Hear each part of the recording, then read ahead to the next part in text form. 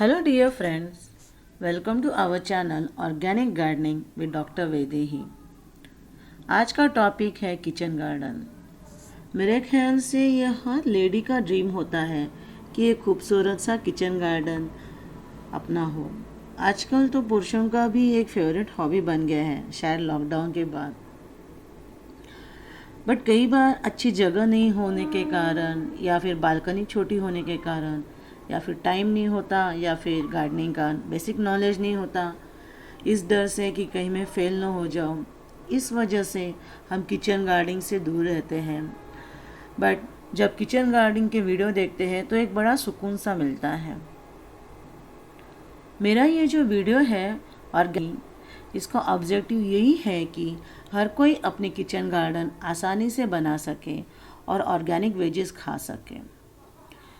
क्योंकि जो हम वेजिटेबल्स मार्केट से लाते हैं मोस्टली उसमें केमिकल फर्टिलाइजर्स यूज़ किए हुए होते हैं, पेस्टिसाइड्स होते हैं, तो वैसे भी वो हानिकारक है हमारी हेल्थ के लिए। तो किचन गार्डनिंग ये हॉबी भी है, डिस्ट्रेसिंग भी है, प्लस आपको आपकी खुद के बनाए हुए सब्जियां खाने मिलती हैं जो कि ऑफकोर्स ऑर्गेनिक होती हैं, आपके आँखों के सामने ग्रो होती है। तो इस वीडियो को देखने के बाद अगर आप किचन गार्डन बनाना चाहते हो तो प्लीज़ मुझे कमेंट बॉक्स में कमेंट कीजिए या फिर पर्सनल भी बता सकते हो। अगर आपकी कोई क्वेरीज़ है तो भी आप मुझे कांटेक्ट कर सकते हो, तो मैं डिटेल में आपको गाइड कर सकती हूँ। एनीवेज़ ये वीडियो काफ़ी है आपके लिए जो आपको पूरी तरह से गाइड करेगा, क्योंकि मैं कोशिश कर रही हूँ कि इसमें सारे के सारे जितने हो सके इसमें पॉइंट्स डालो। अगर इसमें नहीं हुआ, अगर ये वीडियो लंबी हो रही है तो मैं और एक दूसरा पार्ट बनाने की कोशिश करूँगी। मैं आज आप सबके लिए किचन गार्डनिंग बहुत ही सिंपल बना के देने वाले हूँ। आप हर वीक में एक पॉट ले सकते हो, कोई भी वेस्ट पॉट या फिर बाहर से भी मंगा सकते हो, नर्सरी से, ऑनलाइन भी मिलती है। अगर आप बालकनी में कर रहे हो तो फाइबर या प्लास्टिक के पॉट्स ले लो ताकि वेट कम हो जाए। मोस्टली मैं रिकमेंड करती हूँ क्ले के, मिट्टी के। बट अगर बालकनीज में है या ग्रिल्स में रख रहे हो तो वेट रिड्यूस करने के लिए, क्योंकि हम ये देख रहे हैं कि पूरी तरह से वो सेटिस्फाई होने चाहिए कंडीशंस के लिए, हमारी खुशी भी होनी चाहिए, प्लस हमारी रिक्वायरमेंट भी हमें देखनी चाहिए। ग्रिल्स कैसे होते हैं, मजबूत तो होते हैं पर उस पर ज़्यादा लोड आने से क्या होगा, वो रिस्की हो सकता है। तो हम कोशिश करेंगे कि उसे जहाँ तक हो सके वेट को हम कम करेंगे। तो आप पॉट ले सकते हो आपके हिसाब से। तो एक वीक में एक पॉट आप ले सकते हो। ओके, फिर इस वीडियो में दी गई सब्जियां आप उसमें लगा सकते हो कोई भी। तो हम पहले देखेंगे कुछ बेसिक टिप्स। पहले तो आपको एक पॉट लेना होगा। अभी पॉट की साइज़ उस पर निर्भर करती है कि आपको उसमें क्या उगाना है। अगर धनिया मतलब कॉरिएंडर या फिर पालक या फिर मिंट मतलब पुदीना उगाना चाहते हो तो पॉट को डीप होने की ज़रूरत नहीं है, क्योंकि जो उसके रूट्स होते हैं वो फाइबरस होते हैं, वो ज़्यादा डीप नहीं जाते हैं।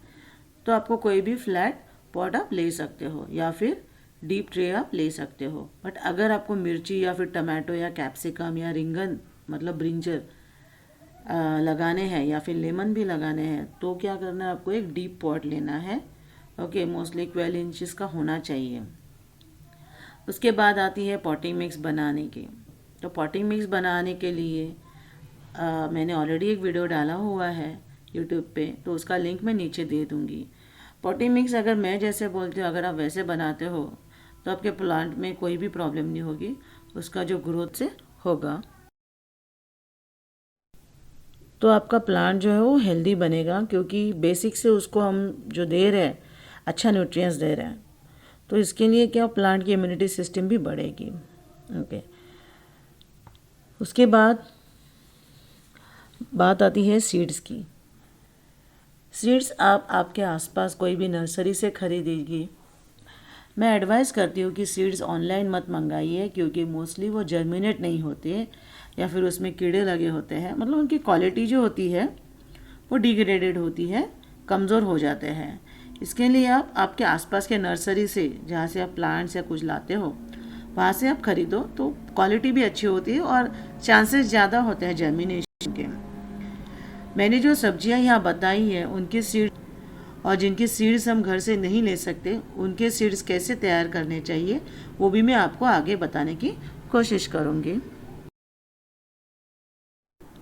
अब हमने देखा है पॉट कैसे बनाना है, पॉटिंग मिक्स कैसे बनानी है, सीड्स कहाँ से लेने हैं। अब आती है बारी न्यूट्रिएंट्स की। तो हर प्लांट को ऑर्गेनिक फर्टिलाइज़र या फिर वर्मी कंपोस्ट या फिर जियो मैन्योर हर 15 दिन बाद देना ज़रूरी है, ताकि वो प्लांट अच्छे से ग्रो करे, अच्छे से फ्लावरिंग करे और फ्रूटिंग करे। अगर आप ऑर्गेनिक फर्टिलाइज़र या फिर वर्मी कंपोस्ट डालते हो तो नीम की खली, सीवीड्स, ट्राइकोडर्मा और बहुत सारे माइक्रोन्यूट्रिएंट्स भी डालने पड़ेंगे, ताकि उसका जो फ्लावरिंग और फ्रूटिंग है वो अच्छे से हो। कई बार लोग जो है हम होम कंपोस्टिंग का मैन्योर डालते हैं। तो होम कंपोस्टिंग का मैन्योर आपको सिर्फ नाइट्रोजन, जो ग्रीन कलर का जो वेजिटेबल्स आप डालते हो, जो ड्राई नहीं है, जो ब्राउन नहीं है, ब्राउन छोड़ के बाकी जो भी आप डालते हो वो एक नाइट्रोजन का सोर्स बन जाता है, वो बड़े हो जाते हैं, क्योंकि nitrogen is necessary for photosynthesis, इसकी वजह से। और जो ब्राउन कलर का होता है वो रिच सोर्स ऑफ कार्बन बन जाता है, उसके अंदर जितना भी कार्बन होता है वो सारे प्लांट को मिलता है। तो ये दो चीज़ें बहुत इंपॉर्टेंट होती है बेसिक प्लांट्स के लिए। तो ये दो चीज़ें आपके होम कंपोस्टिंग से भी मिल जाते हैं। बाकी जो न्यूट्रिएंट्स है वो आपको अलग से देने ही पड़ते हैं। कई बार लोग ऐसे बोलते हैं, मुझे क्वेरीज ऐसे आता है, मैडम हमारा प्लांट तो अच्छा ग्रीन है, लैविश हो रहा है, बुशी है, बट उसमें फ्लावरिंग नहीं होता है। अगर फ्लावरिंग हुए तो ड्रॉपिंग भी बहुत ज़्यादा होता है, कोई फ्रूट में नहीं कन्वर्ट होता है, या फिर कोई मिर्ची नहीं होती है। ओके, तो इसका यही प्रॉब्लम है कि उसको नाइट्रोजन और कार्बन तो अच्छे से मिल रहा है, पर बाकी जो न्यूट्रिएंट्स होने चाहिए, phosphorus, potassium, calcium, boron, magnesium, बहुत सारे होते हैं। तो ये नहीं मिलने की वजह से उसे फ्लावरिंग नहीं हो पाता है अच्छे से।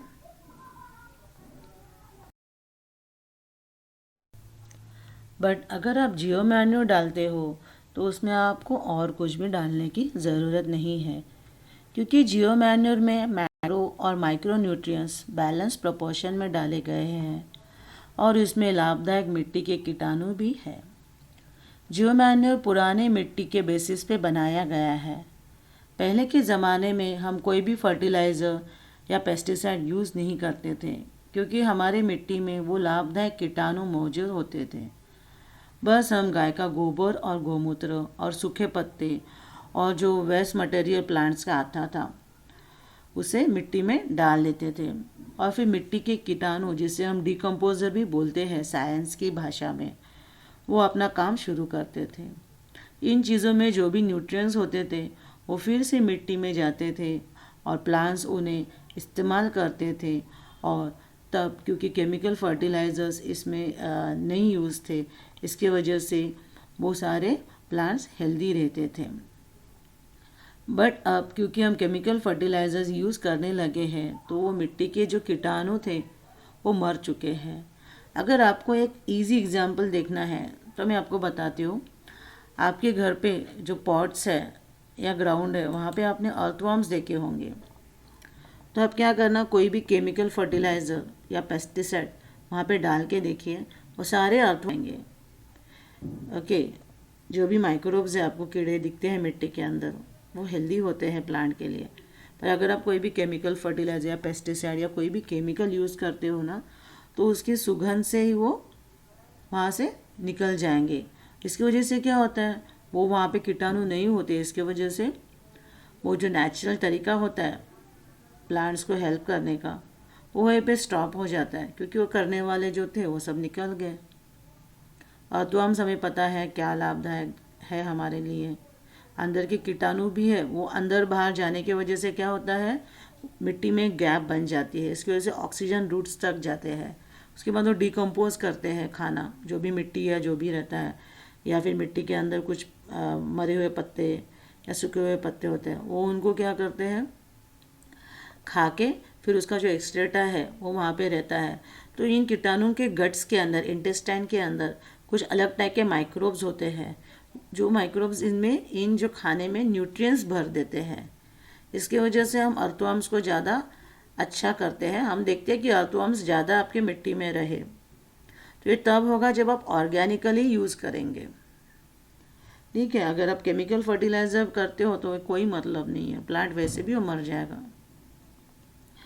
ओके, तो केमिकल फर्टिलाइज़र इस्तेमाल करने की वजह से ये जो सारे कीटाणु थे वो मर चुके हैं, इसलिए अब हमें हमेशा फर्टिलाइज़र्स पे डिपेंड रहना पड़ता है।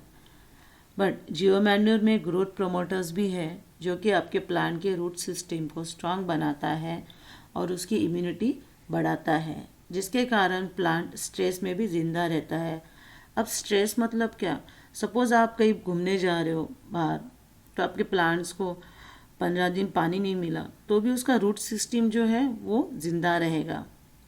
ओके, या फिर बोलो कोई पेस्ट आ गया, कोई कीड़े आ गए, वो ऊपर से प्लांट को आपके सक कर रहे हैं, तो कुछ दिन तक वो प्लांट ज़िंदा रहेगा क्योंकि उसकी नीचे की जो इम्यूनिटी पावर है, नीचे का जो रूट सिस्टम है वो स्ट्रांग हो गया है।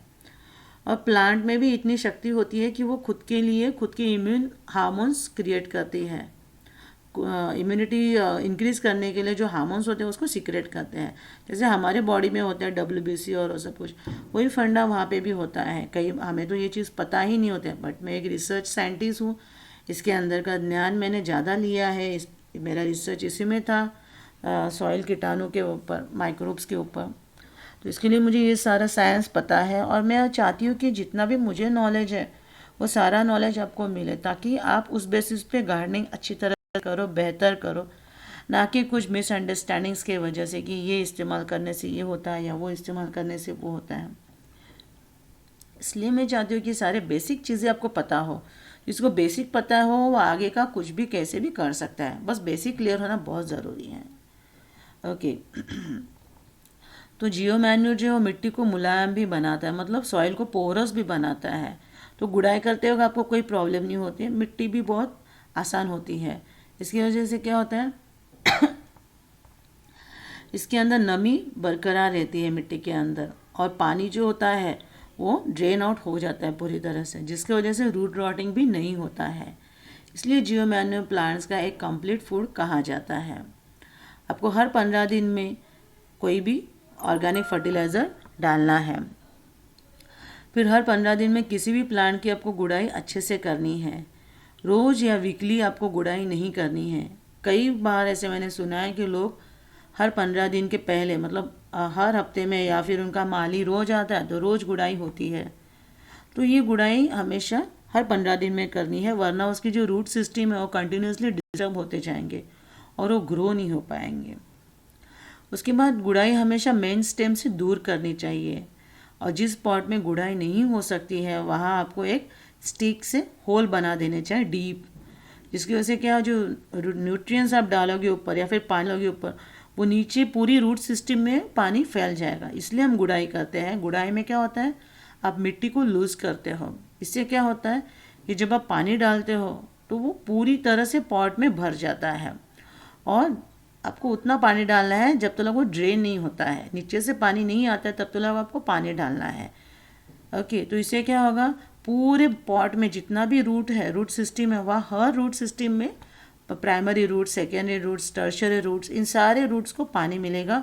और इसकी वजह से क्या होगा, जैसे जैसे जहाँ जहाँ पानी मिलता है रूट्स वहाँ वहाँ पे डेवलप होना स्टार्ट होंगे।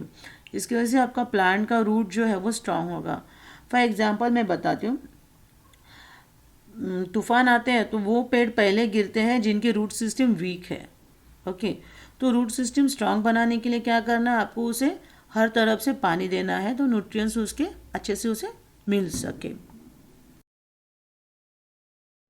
तो अब हमने फर्टिलाइज़र कैसे डालना है वो भी देखा।